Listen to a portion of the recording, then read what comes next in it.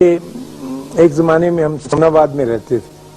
لاہور میں ایک جگہ ہے سمناباد, وہ نیا نیا آباد ہو رہا تھا, اچھا پوش علاقہ تھا. وہاں ایک بی بی آ کے رہی, ایک بڑی خوبصورت, بہت ہی ماڈرن قسم کی ایک بیوہ عورت, بڑی نو عمر, اس کے 2 بچے تھے. تو ہم جو نیک آدمی تھے سمناباد کے رہنے والے, ہم نے دیکھا کہ ایک عجیب و غریب کردار آ کر ہمارے درمیان آباد ہو گیا, اور اس کا انداز زندگی کا چلن جو ہے وہ ہم سے ملتا جلتا نہیں, کیونکہ ایک تو وہ بہت اعلیٰ درجے کے نہایت خوبصورت کپڑے پہنتی تھی. پھر اس کی یہ خرابی تھی کہ وہ بڑی خوبصورت لڑکی تھی. پھر اس میں تیسری خرابی یہ تھی کہ اس کے گھر کے آگے سے گزرو تو خوشبو کی لپٹیں آتی تھی. وہ سینٹ فریلی استعمال کرتی تھی, وہ جو سپرے نہیں ہوتا. اس کے جو 2 بچے تھے خواتین و حضرات, وہ گھر سے باہر بھاگے پھرتے ہوتے تھے عام جگہوں پر, اور کھانا گھر پہ نہیں کھاتے تھے, لوگوں کے گھروں میں چلے جاتے تھے, اور لوگ ان کو کچھ دے بھی دیتے تھے اور وہ کھا بھی لیتے تھے. یعنی گھر کی زندگی سے ان کی زندگی کچھ کٹ اپ تھی. اور یہ ہم نے دیکھا کہ اس خاتون کو کچھ عجیب و غریب قسم کے مرد بھی ملنے آتے تھے. یعنی ان کی گاڑی, مثلا جو گھر کا عزیز اسرار ہو, اس کی گاڑی کا نمبر آپ جان جاتے ہیں, ان کے ہاں مختلف نمبرز کی گاڑیاں آ کے کھڑی ہوتی تھی. پھر ایک آدمی وہاں گیا ہے, وہ نکلا, پھر دوسرا. تو ظاہر ہے ہم جیسے بھلے آدمی تو کوئی اچھا نتیجہ نہیں نکال سکتے.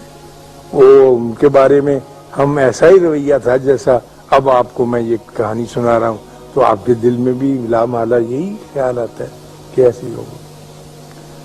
تو ہمارے گھروں میں آپس میں جمعے کے وقت مسجد میں بھی 6 میں گوئیاں ہوتی تھی کہ یہ کون آ گیا ہے جو ہمارے اس علاقے میں آ کر آباد ہو گیا.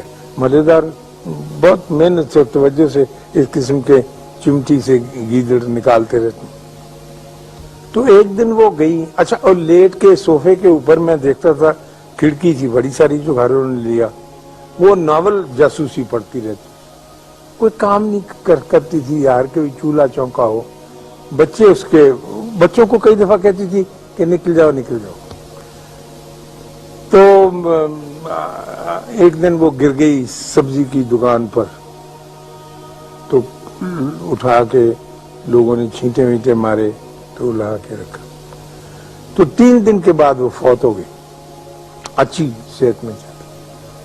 تو وہ جو بندے آتے تھے وہی ان کو کفن دفن کے لیے لے گئے. تو پتہ چلا کہ وہ ایک جو بندہ ان کے ہاں آنے والا تھا وہ ان کا فیملی ڈاکٹر تھا, جو اس کی حفاظت پر, دیکھ بھال پر مامور تھا. اس عورت کو ایک ایسی بیماری تھی کہ جس کا کوئی علاج نہیں تھا. کینسر کی ایسی خوفناک صورت تھی سکن وغیرہ کی کہ اس کے بدن سے بدبو بھی آتی رہتی تھی, جسم پر زخم ایسے تھے, اور اسے سپرے کرنا پڑتا تھا اپنا, تاکہ کوئی قریب کھڑے ہو یا وہ نکلے تو اس کو تکلیف نہ ہو.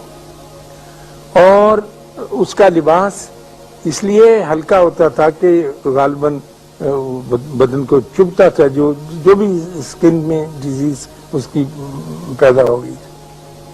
دوسرا اس کے گھر آنے والا اس کا وکیل تھا, جو ہر دوسرے دن آتا تھا, جو اس کی نگہبانی کرتا تھا اس کے حقوق کی, اور جو اس کا خاوند مقرر کر گیا تھا جو اس کے پیسے لا کے دینے. تیسرا اس کے خاوند کا چھوٹا بھائی تھا جو اپنی بھابھی کو ملنے آتا. تو ہم نے اس سے یہ اندازے لگا لیے جو میں نے آپ کے سامنے بیان کیے, اور اس نیک پاک عورت کو جب اس پہ دورہ پڑتا تھا تو وہ بچوں کو دھکے مار کے باہر نکال دیتی, باہر جا کے کھیلو, باہر جا کے, اور تڑپنے کے لیے وہ اپنے دروازے بند کر کے اندر. تو میرا مطلب عرض کرنے کا یہ تھا کہ ہم تنقید کا کام یا نقص نکالنے کا کام اللہ پر چھوڑیں.